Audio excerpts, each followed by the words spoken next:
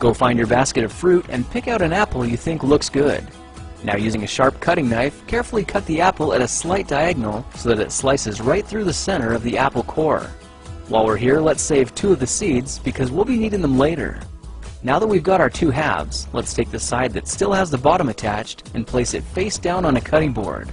We'll need to place 2 butter knives perpendicular with the top and bottom of the apple.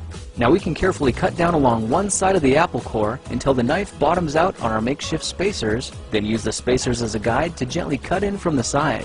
When the 2 cuts meet, you'll have an apple wedge that pops right out. And while we're here, let's cut a piece from the other side the same way. Now our goal with these is to cut out 3 more L-shaped wedges about 1/4 inch thick. And this time, rather than cutting in sideways toward your fingers, try turning the piece over so you can cut downward and meet the first cut at the bottom. Now with a little wiggle, a new apple wedge should break free. If you repeat the process 2 more times, then stagger the pieces back together, the effect is a beautifully layered wing.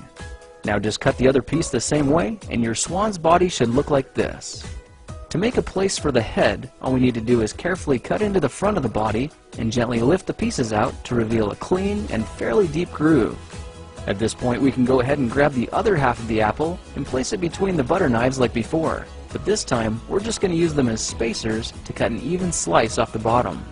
You can see that repeating this process 3 or 4 times gives us a nice variety of shapes and sizes. Now look for a piece that resembles a heart that's been slightly flattened on top. All it takes to form the swan head is 3 strategic cuts with a knife.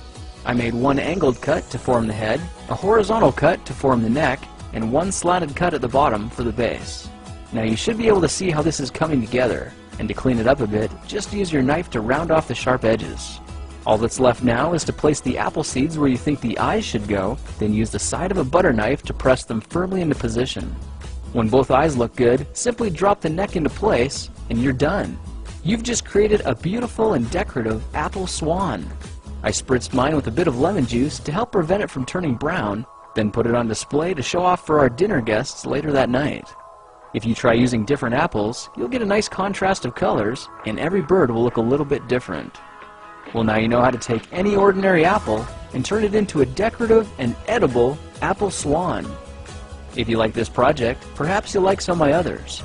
Check them out at thekingofrandom.com.